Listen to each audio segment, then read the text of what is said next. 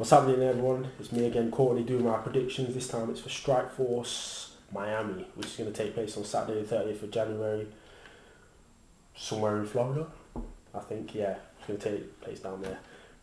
But anyway, I want to go through the main fights of the card, which I think are the main fights. First fight on the card is Bobby Lashley versus Webb Sims. Bobby Lashley, 6'3", 265 pounds. He's got a 4-0 record. He's I wouldn't even say former. He still is a professional wrestler with the WWE and TNA. I think it is big guy, and I think I'm sure he has to cut to make 265 pounds as well. His last fight against Bob Sapp, he beat him via TKO. That was pretty entertaining as well. For the purists, it may have been a bit of what the hell are they fighting for, but it was good to watch too. It was like a one of those Japanese freak shows fights. Two big pieces of meat hitting each other. But Bobby Lashley won anyway. But he seems to be taking it seriously. He's that American top team.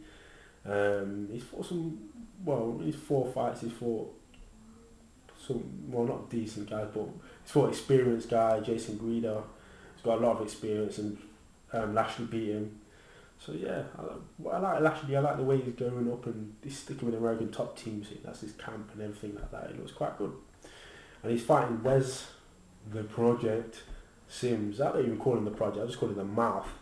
The dude's just a waste of time, man. He's a UFC vet. He's a TFU, tough. Ultimate Fighter vet as well. His last proper sanctioned bout or whatever licensed fight was in 2008. I don't really see this guy's a bad. He ain't got nothing for me basically. He ain't got nothing for anyone. Although he's very experienced, he's 6'10", 260 pounds. I don't really rate him at all. Even in the Ultimate Fighter, he still looked like he didn't look good. Really, he should have got quite far with all the experience he's got, but I don't rate him at all. I think he's not a great fighter. But anyway, I'm picking Lashley to batter him by TKO, big, give him some with his melon fist and crack open Wes Sims' head. But yeah, Lashley's going to win that fight. I hope so anyway. Next fight on the card is Jay Heron versus Joe Riggs. Jay Heron has got an 18-4 record. He's 5'11". He trains at the Scream Couture. Well-rounded guy. He was the welterweight champ of the IFL. He was on a streak there as well. He's on a 6-fight win streak at the moment. He's only had 4 losses, and they have been via TKO decision. But yeah, it's a good fighter, well-rounded. He was supposed to fight Paul Daly in Affliction, but Affliction got scrapped. So Heron's decided to start Strikeforce, or their old lap team going to the UFC, but the UFC, Strikeforce might have been offering something better, which they probably were. So yeah, fair play to him. And he's fighting Joe Riggs, who's got 32-10 record. He's 6'4". This guy's gone up and down in weight, middleweight, welterweight, middleweight, light heavyweight. I'm sure he's gone as high as heavyweight. He's got good hands, although he fights. What is it? Joe Rogan was saying that he fights as a southpaw, but he's actually an orthodox fighter. So he stands with his powerful hand in front, which is more like Bruce Lee thing, Jeet Kune Do thing. He's on a 4-fight win streak at the moment, but he's a UFC vet as well, but I don't see him troubling Jay Heron too much. But if Jay Heron gets clipped in any form, factor, whatever with those fists, he will go down hard. But despite that, I'm picking Jay Heron to win that fight. Next fight on the card is this one I'm looking forward to actually, is Robbie Lawler versus Melvin Manoff. Robbie Lawler. He's got a 16-5 record. Used to train at the Militich camp. He's got KO power. Cardio's questionable. He's lost his last fight against Jake Shields, which I thought he was doing all right in, until he showed his weakness, which is the submission game. But yeah, I think sometimes he gets caught up in the moment, starts throwing punches and blah blah blah blah. And I remember a fight in the UFC where Pete Spratt kicked off his hip or something like that, kicked his leg so hard he done something to his hip. But yeah, that's Robbie Lawler. He's fighting one hell of a guy, one hell of a striker anyway. Melvin Manoff, 24-6-1 MMA record. This guy fights in K1 and he has fought like some of the heavier guys in K1, but naturally I think he's a middleweight. This guy got some super KO power, boy. He's quick, agile.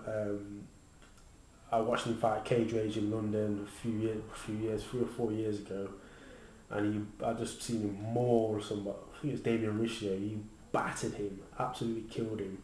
And he came out after the fight and said, "I live for this shit," and that just set the crowd crazy. But yeah, Melvin Manoff. Can you think of anyone else that's KO'd Mark Hunt? Melvin Manoff has, and look at the size difference. What does that say? But again, his weakness is rubbish, absolutely piss poor submission game. Listen, I'm sorry, Melvin, you're a good fighter and everything, but even I could submit you. Well, come on, man, you got to step it up, man. You got to step it up. But despite all that, I think Melvin Manoff is gonna knock out Robbie Lawler. When you see how fast Melvin, I think it's be the first time majority of Americans would have seen Melvin Manoff fight. People may have seen it on HD Net fights with the Dream Card and K1, but not the majority of MMA American fans. So when you see him, you'll know what I'm talking about when he knocks out Robbie Lawler. But Manoff is going to win that fight. Next fight on the card is Christine Santos versus, I can't pronounce this lady's name properly, so forgive me. Marles Conan, I think, for the Strikeforce Women's 145-pound belt. Cyborg, Christine Santos, is got an 8-1 record. She's 5'8". She's a shoot box fighter, so you all know what that's about. It's just straight violence, as Gina Carano found out. It's just knees, punches, they just for everything. And Christina Santos is no different. The last fight was against Carano, which she battered her. And she's got very good wrestling as well. I've seen a few wrestling matches, actual wrestling matches on the mats. She's quite good as well. This woman trains and wrestles men, I think. When she's training at shoot box, there's no other women there. But she's fighting more or less Conan, I think it is. She's got a 12-3 record. She's 5'9", submission expert. Most wins via subs, and so she finishes a lot of fights via sub. But I'm just going to come straight to the point. Cyborg's going to batter her. Straight, that's it. Cyborg's winning. Some shootbox violence for your ass. Next fight on the card is the welterweight championship for Strikeforce, which has got Nick Diaz, and that's versus Mariusz Zaromskis. Nick Diaz is got a 20-7 record, 6 foot, great jiu-jitsu, annoying but good boxing. He's on a 5-fight win streak. He's got decent cardio. He beat Scott Smith at his own game, punching and striking. So yeah, he's a good fight. I like Nick Diaz, man. I like it. People moan about him, but I like his attitude. Him and his brother, man, that attitude makes me laugh. And he's fighting Mariusz Zaromskis, who's 13-3. This guy is just crazy. He's like he's out of a Street Fighter game. He just comes out with kicks, punches, head kicks, spinning back kicks. Like the guy done a backflip to pass someone's guard. And he's the Dream welterweight champ as well. But for this fight, I'm gonna pick. I don't think many people are giving Zaromskis a chance, but I'm gonna go out on a limb and say no, I'm not. Nick Diaz via submission. But anyway. Those are my predictions and my opinion. Follow me on Twitter with the same username. Check out thepainpalace.com, mixedmartialmarketing.com, middleeasy.com, and all the rest of those on Twitter as well. Anyway, peace.